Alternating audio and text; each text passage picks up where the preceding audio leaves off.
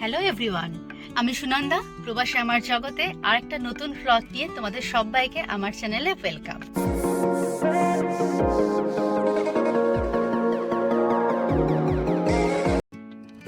আজকে আমরা চলেছি 2.5 ঘন্টার জার্নি করে। প্রথমে যাব লোমার, সেখানে অর্পণদা সিমিদির বাড়িতে আমাদের লাগেজ আনলোড করার আছে। দেখতেই পাচ্ছ, ক্রিসমাসের জন্য একদম লং একটা ভ্যাকেশনে যাচ্ছি আমরা।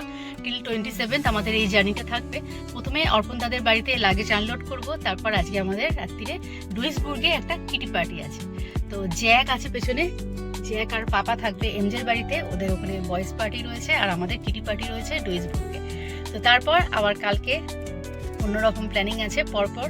আর 25 তো একটা বড় সেলিব্রেশন, অর্পণদাদের বাড়িতেই থাকবো আমরা 3 দিন। তো সবকিছু নিয়ে ব্লগটা হতে চলেছে খুবই ইন্টারেস্টিং। মানে ক্রিসমাসের এই লাস্ট উইকেন্ডটা আমরা কিভাবে কাটাচ্ছি সবাই একসাথে ডুসেলডর্ফের সেই গ্রুপের সাথে, বাঙালি গ্রুপের সাথে, সেটা তোমরা দেখতে পাবে এই ব্লগটাতে।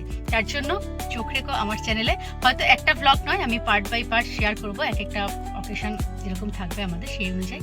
তো সবকটা ব্লগেই তোমরা দেখতে পাবে আমরা কি কি করছি, কোথায় যাচ্ছি, কিভাবে সেলিব্রেট করছি, খাওয়া দাওয়া সবকিছু নিয়েই ব্লগটা হতে চলেছে খুবই ইন্টারেস্টিং। তো অর্পণদার বাড়িতে আমরা বিকেল 4:30টার মধ্যেই পৌঁছে গিয়েছিলাম। প্ল্যান ছিল সিমিদি এবং তিন্নিরও যাওয়ার, কিন্তু হঠাৎ করে সিমিদির শরীরটা খুব খারাপ হয়ে গেছে, তো বললো রাত জাগতে পারবে না। আর আমাদের এরকম লেডিস পার্টি মানে তো আমরা রাত জেগে আড্ডা দেবো। খাওয়া দাওয়ার পর আবার যেখানে আমরা স্টে করছি মধুমিতাদির বাড়ি, সেখানেও আড্ডা হবে। তো বললো শরীরটা ভালো নয়, রাত জাগলে আমার প্রবলেম হবে, তোরা যা, আমি পরেরটা এনজয় করব। তো মনটা তো খারাপ লাগছে সিমিদিকে ছাড়া, বুঝতেই পারছো এরকম টাইপের পার্টিগুলো অসম্পূর্ণই থেকে যায়। যাই হোক, বাকিরা সবাই এসছে, তো সবাইকে তোমরা মোটামুটি চেনো, দুর্গাপুজোর গ্রুপ, আমাদের চেনা পরিচিত মুখ। তো আমরা খাবার অর্ডার করেছি, যে রেস্টুরেন্টে এসছি সেটার নাম প্যাপ্রিকা। আমি ডুসেলডর্ফে থাকাকালীন কখনো আসিনি, তবে এরা মাঝে মাঝেই বাচ্চাদের নিয়ে আসে। তো বললো এখানে বার্গার পাওয়া যায়, বাচ্চাদের জন্যও খাবার পাওয়া যায় এবং বড়দের জন্যও ভালো, পিৎজা থেকে শুরু করে পাস্তা সব কিছু পাওয়া যায়। তো মোটামুটি আমরা এবার ট্রাই করছি সবকটা রেসিপি। আমি একটা পিৎজা নিয়েছি, আমার সাথে বিতানদি শেয়ার করে নেবে। পিৎজাটা অনেকটাই বড়, তো ভাবলাম দুজনে শেয়ার করে খাবো।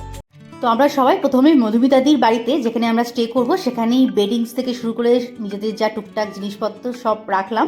তারপর প্ল্যান ছিল আমাদের 6:30টার সময় ওখানে সবাই একসাথে মিট করব, আর 7টার সময় রেস্টুরেন্টটা বুক করা ছিল, রিজার্ভ করা ছিল আমাদের জন্য টেবিল। তো পায়েল সবার লাস্টে আসলো, ও যেহেতু অফিস থেকে আসছে। তো আমরা সবাই পৌঁছে গিয়েছিলাম, পায়েল জাস্ট ঢুকেছে।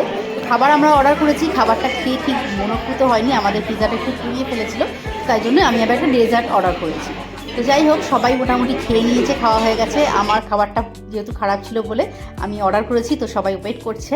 খাওয়া দাওয়ার পর এবার আমাদের একটা বা দুটো হয়তো আমাদের উবের বুক করতে হবে, কারণ অনেকজন রয়েছি, প্রায় 15 জনের কাছাকাছি রয়েছি বাচ্চাদের মিলিয়ে। তো একটা বড় আর একটা ছোট উবের আমরা বুক করব। এখানে একটা ক্রিসমাস মার্কেটও বসেছে, তো প্ল্যান ছিল ওটাই যাব, কিন্তু প্রচণ্ড ঠান্ডা, আজকে -5 ডিগ্রি, কনকনে ঠান্ডা, তার উপর হাওয়া। তো সেই জন্য সবাই বললো খাওয়া দাওয়ার পর ডাইরেক্ট ঘরেই ঢুকে যাই। তো মোটামুটি 10টার মধ্যে আমরা ঢুকে গেছি মধুমিতাদির বাড়িতে। কি সুন্দর সাজিয়েছে দেখো, স্পেশালি এই গোলাপের কালারটা আমার দারুণ লেগেছে। তো সবাই আমরা এখন লেপ মুড়ি দিয়ে বসে পড়েছি, বাইরে এত ঠান্ডা, সেখান থেকে এসে সবাই জমে গেছি জাস্ট। তো রাত্রে আমাদের জমিয়ে আড্ডা হবে। তার আগে বিতানদি আর মধুমিতাদি দুজনেই কেক বানিয়েছে, তো সেই কেকটা একটু খাওয়া হলো। তার সাথে টুকটাক যাদের খিদে পেয়েছে বাচ্চাদের একটু চিপস আর একটু টুকটাক বাদাম টাদাম নিয়ে আমরা আড্ডায় বসেছি। আজকে আড্ডাটা মনে হচ্ছে রাত্রি 12টা পেরিয়ে যাবে। তো সবাই সবার মতন খাওয়া দাওয়া সেরে এবার হয়ে গেছে সকাল। রাত্রের ভিডিও আমি আর তোমাদের সাথে শেয়ার করলাম না। তো সকালবেলা ঘুম থেকে উঠে আমরা ডাইরেক্ট বসে গেছি ব্রেকফাস্টে, যে যার মতন বাড়িতে যাব।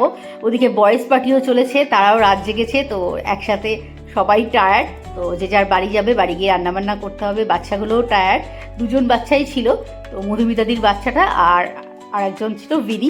জার্মানিতে এটা আমার হিসাব মতন প্রথম একটা লেডিস পার্টি, যে রাত জেগে আমরা এত সুন্দর আড্ডা দিয়েছি। 3:30 অবধি রাত্রে আমরা আড্ডা দিয়েছি, আর সবাই ঢালাও করে এখানে বিছনা করেছিলাম।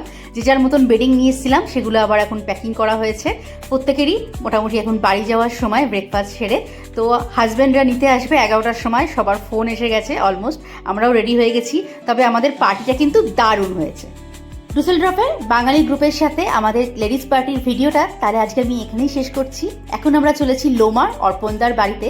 অনিশরাও নাকি দারুণ এনজয় করেছে এমজের বাড়িতে, অনিশার জ্যাক ছিল, কালকে 3টে অবধি ওরাও আড্ডা দিয়েছে। আমাদের পার্টিটা সত্যি দারুণ হয়েছে।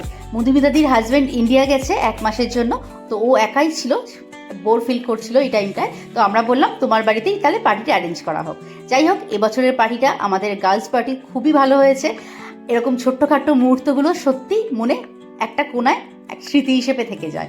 তো কেমন লাগলো তোমাদের আজকের এই ভিডিওটা প্লিজ দেখে জানিও। ভালো লাগলে একটা লাইক করে দিও।